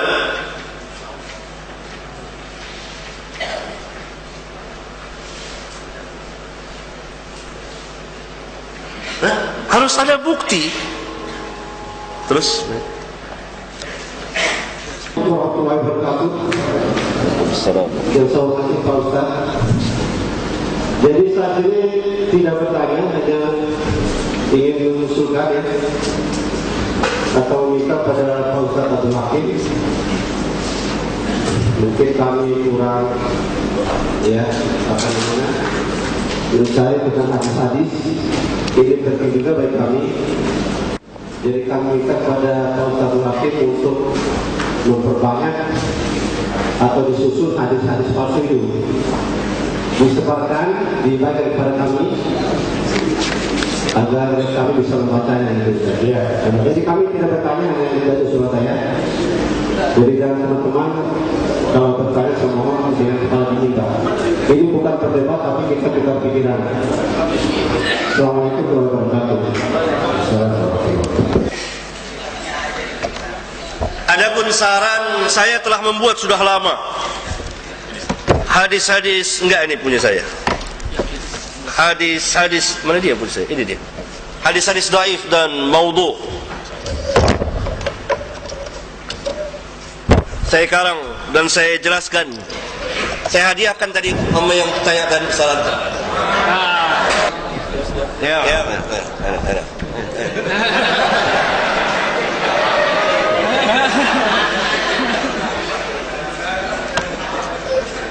Nanti insyaallah akan terbit jilid kedua hadis-hadis dhaif dan maudhu, khususnya yang beredar di masyarakat kita, barangkali bisa bermanfaat. Sama saya Wahid, saya ingin membahas Syekh Albani. Tadi saya mengenal salah satu hadis yang dikatakan maudhu. Mari kita meneliti tentang ayat Quran yang berbunyi wabtagu ilaihil wasilah. Wasilah ditafsirkan oleh Al-Imam Syafi'i adalah Siapa? Carilah wabtagu ilaihil wasilah, carilah kepada Allah wasilah. Ditafsirkan oleh Imam Syafi'i adalah sesuatu yang mendekatkan diri kepada Allah. Apapun perbuatan yang mampu mendekatkan diri kepada Allah, itu menurut Imam Syafi'i adalah wasilah. Terus orang yang berziarah kubur, orang yang bertawassul dikatakan musyrik. Takrif musyrik di dalam kitab kabarnya, anta budak ghairah, seseorang yang menyembah kepada Allah kepada selain Allah, menyembah batu, menyembah gurunya, bahkan menyembah nabinya pun itu adalah musyrik. Tetapi orang yang mempunyai keyakinan hanya kepada Allah yang menyembah, terus dia mendekatkan diri melalui para nabi, para Rasulullah, di dalam kitab kabair bab tentang musyrik itu tidak termasuk musyrik. Bahkan disyaratkan oleh kitab Jawahir, saya lupa pengarangnya, Al-Imam Basuki pula dalam kitab Ummul Baraqin sama, dan Imam Syuki satu. Imam Syuki adalah murid Imam Syafi'i, mengatakan di dalam kitab Tanqihul Qaul. Siapa ulang? Imam siapa? Imam Syuki. Imam Syuki muridnya? Imam Nawawi. Imam Syafi'i. Imam Syafi'i. Pemuka mazhab Imam Syafi'i. Imam Syuki muridnya Imam Syafi'i. Pemuka mazhab Imam Syafi'i. Ya. Bisa jadi. Lanjut. Imam Syuki tadi sering dibahas tentang masalah hadis. Dia mengatakan yajuzu akhdhu bi hadisin dhaifin fi fadailil a'mal. Terus Imam Syuki berpendapat di dalam kitab Fathul Mu'in, Imam Syuki yang melakukan tentang sholat qadha dan sholat fidyah, dan bisa orang yang telah ini pembahasannya kemana antum nih? Enggak, saya biasa.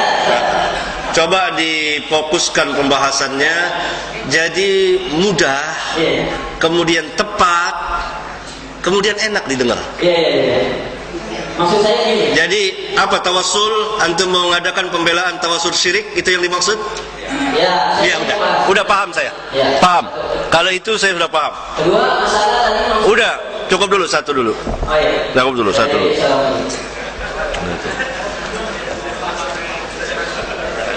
Paham. Yani wabtagul al-wasilah, para ulama sepakat menerjemahkan apa al-qurb, taqarrub, mendekatkan diri kepada Allah. Dengan apa? Mendekatkan diri kepada Allah dengan apa? Dengan amal saleh, amal taat. La khilafa bainal mufassirin. Tidak ada perselisihan di antara ahli tafsir. Silahkan baca tafsir yang sangat besar, tafsir oleh Al-Hafidz Ibnu Katsir dalam menafsirkan ayat tadi. Taqarrub, mendekatkan diri kepada Allah dengan amal taat, amal yang Allah ridhoi. Mengerjakan apa yang Allah syariatkan. Ini tidak ada perselisihan. Tidak ada tafsiran para ulama menafsirkan bahwa wasilah tawassul adalah meminta kepada Allah dengan perantara Nabi, dengan perantara Syekh Abdul Qadir Jilani, dengan perantara Syekh Fulan. Lalu apa perbedaannya kita dengan kaum musyrikin pada zaman dahulu ketika mereka meminta kepada Allah dengan perantara berhala, liqarribuna ilaihi zulfa, agar mereka mendekatkan kami kepada Allah dengan satu pendekatan. Orang-orang musyrik mengatakan kami tidak menyembah berhala itu illa liyuqarribuna ilaihi zulfa, melainkan agar supaya berhala-berhala itu mendekatkan kami kepada Allah dengan satu pendekatan. Tidak ada perbedaannya sama sekali. Oleh karena itu tidak pernah dilakukan oleh para sahabat. Adakah seorang sahabat yang mendatangi kubur Nabi sesudah beliau wafat lalu meminta kepada Allah dengan perantara Nabi yang telah mati? Tidak pernah dijumpai satupun riwayat. Apakah kita mau mengatakan bahwa kita lebih alim dari sahabat, kemudian tabi'in, kemudian tabi'ut tabi'in, kemudian atba'ut tabi'in, kemudian a'immatul arba'ah, termasuk al-Imam Syafi'i? Pernah mereka berbuat demikian? Kalla thumma kalla.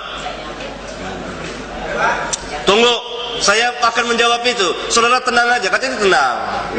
Tenang aja. Saya menjawab, kalau enggak selesai. Ini bukan ilmu lagi. Kasih minum.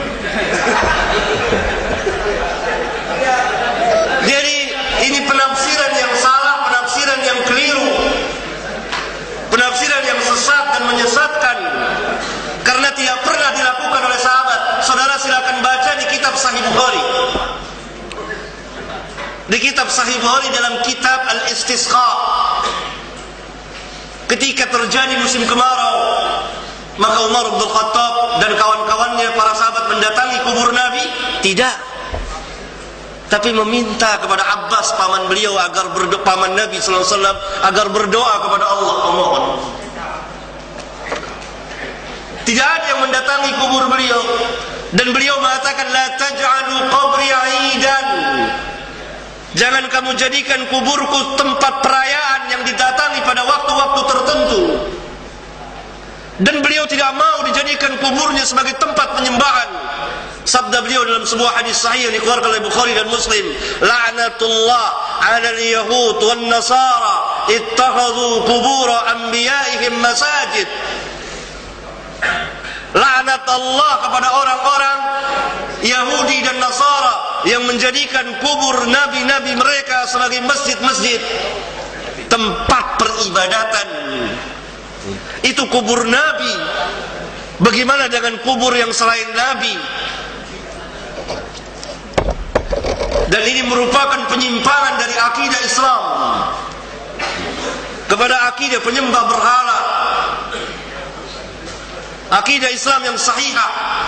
Maka dari itu orang-orang yang seperti ini membuat hadis-hadis palsu untuk menguatkan bid'ah dan kesyirikan mereka. Tapi tentu mereka akan kecewa sepanjang zaman, karena para ulama kita telah memberitahukannya dari zaman ke zaman, membongkar kesesatan mereka. Oleh karena itu ikhwan sekalian, lihat tafsirnya, apa kata ulama dan apa yang dimaksud. Mendekatkan diri apakah dengan cara seperti yang dilakukan?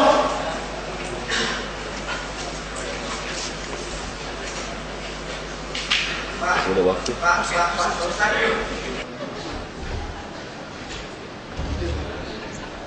Assalamualaikum warahmatullahi wabarakatuh. Waalaikumsalam. Masjid Al-Mubashirin, terima kasih kepada FMI Jakarta Utara yang telah mengadakan kegiatan ini, membuka cakrawala telah berpikir kami.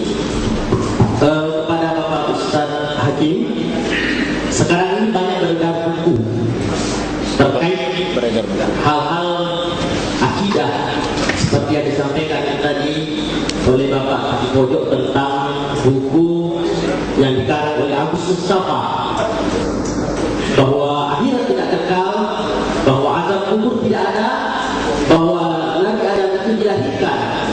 Itu buku sudah beredar sangat banyak sekali dengan pendekatan ilmiah. Tentu mungkin ini menjadi sesuatu yang meresahkan bagi umat. Maka dalam hal ini sampai saat sekarang ini MUI sendiri belum pernah menyampaikan informasi tentang eksistensi buku ini. Kita tadi berbicara tentang tawasul dan sebagainya. Mungkin kalau kita mau membaca, maka kita mampu memahami apa yang hakiki, bukan dari terjemahan tentunya. Dan ketika itu terjemahan, tentu interpretasi manusia akan berbeda. Karena pada saat sekarang ini di hadapan kita Bapak Guru kita dengan menguasai berbagai ilmu, beliau tidak memaksa kita tentunya, tetapi mengajak kita untuk merenung ulang bahwa benarkah yang selama ini saya dapat sesuatu yang hak. Dan terima kasih. Assalamualaikum warahmatullahi wabarakatuh. Yang lain. Ya. Assalamualaikum. Assalamualaikum warahmatullahi wabarakatuh. Gimana tadi? Ya. Berdiri. Mana? Ayo. Saya ucapkan selamat saudara dan hakim dan teman-teman yang banyak bergerak soal bid'ah yang banyak terjadi di bangsa Indonesia. Ya. Tapi ada hal yang saya tuh masih bertanya tanya menyangkut bid'ah yang kelihatannya kok begitu lebar gitu kan. Dan saya yaitu begini Ustaz, bagaimana menurut Ustaz, ya, misalkan ada sekelompok orang bersepakat dalam menghidupkan salah satu sunnah Rasulullah, misalnya menanam pohon atau menjual. Nah, untuk rapinya organisasi itu, rapinya kelompok itu dibentuk misalkan suatu nama, misalkan Majmu'atun Nur Sunnah, seperti itu kan. Nah, bagaimana dalam bentuk organisasi kita? Yang kedua, di dalam rangka menggiatkan perang Zuhri itu, dia banyak mengutip hadis dari Rasulullah maupun Al-Quran untuk lebih memberikan semangat terhadap kelompok tersebut. Nah, jadi di sini itu ada suatu kelompok yang mana sering membicarakan perangan pohon dengan berdasarkan Al-Quran dan hadis, gitu kan, dan juga memiliki nama.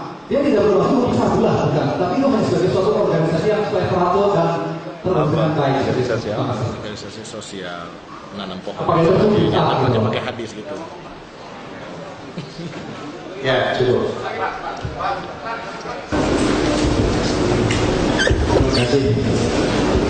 Pertama untuk Bapak dari Majelis Ulama Jakarta Utara, sesuai dengan janji acara ini jangan setahun sekali, tapi 3 bulan sekali. Sehingga wawasan kami ini yang saya yakin di para ulama, para mubalik, sehingga memang mereka punya wawasan yang lebih luas, sehingga mereka dalam dakwah bisa mengecek kembali apa yang sudah disampaikan selama ini. Itu yang disampaikan Pak Ustaz tadi itu memang sudah disampaikan oleh para ustaz, para mubalik kepada masyarakat. Kasihan masyarakat kita hanya disampaikan hadis-hadis palsu, hadis-hadis dhaif yang kemudian akhirnya masyarakat ini tidak pernah ada pencerahan. Satu. Yang kedua, saya menanggapi usul terakhir ini, saya kurang sependapat kalau ada momentum nanam pohon dalam organisasi. Saya tahu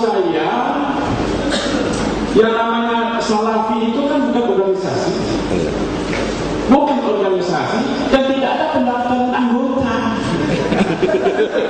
Kalau ada pendaftaran anggota, nanti tambah lagi firqah. Di sini sudah banyak firqah-firqah yang punya aliran, yang punya misi-visi, yang macam-macam, yang sebagian menurut hemat saya bisa menggiring perpecahan, persatuan di kalangan umat Islam di Indonesia ini. Kalau dibikin lagi tanah pohon lagi, itu kita nambah firqah lagi. Yang bikin kita pusing, apalagi tambah firqah lagi.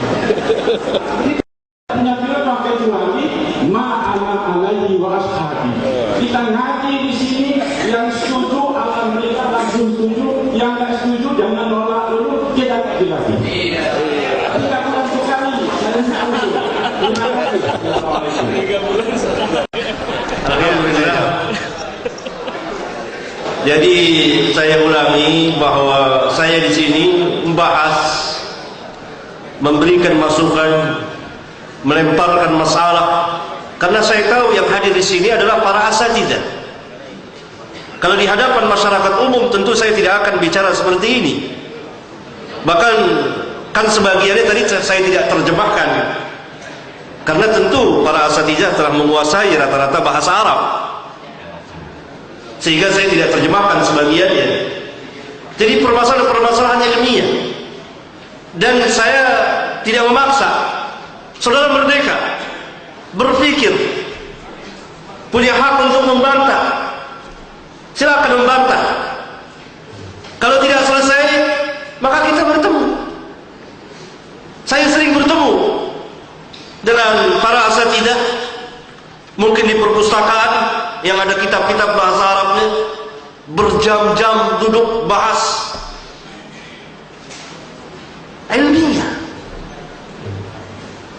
Kemudian masalah perpohonan tadi, kalau di hadis-hadis sahih banyak sekali dijelaskan keutamaan menanam. Bahkan Islamlah yang pertama kali menetapkan adanya penghijauan. Saya sempat mengumpulkan sebagian hadis yang begitu banyak, tetapi tidak perlu membuat kelompok, karena penghijauan bisa dilakukan oleh masyarakat siapa saja. Dan para ustadz, para pelajar membacakan di majelis atau di khutbah Jumat tentang kebesaran, kemuliaan, ketinggian ajaran Islam, bahwa Islamlah yang pertama kali memerintahkan, menganjurkan penghijauan. Tidak perlu dibuat satu kelompok sehingga nanti akan menimbulkan kelompok. Nanti kalau mau buat lagi yang lain, bikin lagi kelompok, dan lain sebagainya. Baik, hadirin sekalian yang dirahmati Allah Subhanahu wa taala. Dan juga informasi kita beliau tadi mumpung ingat kajian rutin beliau di Masjid Pos Kota, Masjid Al-Mubarak di Krukut, dekat pos kota, bukan Masjid Pos Kota, bukan Masjid Pos Kota, bukan. Dekat belakang. Pos Kota Al-Mubarak.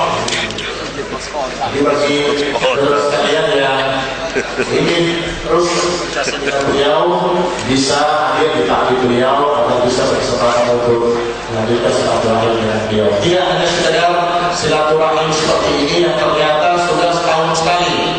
Ini masukan dari Pak Kata Mas, Ketua Umum MUI. Ternyata akan protes kenapa setahun sekali. Ini menjadi PR dan buta Pak Kata Mas. Di sini juga kebetulan hadir Ustaz Zainal Abidin dari bagian Adkesmas Wali Kota Jakarta Utara di bagian pembinaan keagamaan. Mohon dicatat, luar biasa pendidikan dari masyarakat dan jemaah, para ulama yang hadir Jumat dan hadir di tempat ini, agar kajian-kajian ilmiah menarik seperti ini bisa diadakan 3 bulan atau 6 bulan sekali, tidak setahun sekali. Itu Pak Ibu ya. Sebelum itu ada sedikit dan maklumat yang disampaikan Tenang. Ketua Umum, dan mohon kepada hadirin jemaah sekalian, Jumat ya, dan jemaah lagi. Kita mendengarkan sambutan dari Ketua MUI Kota Jakarta Utara di akhir acara ini.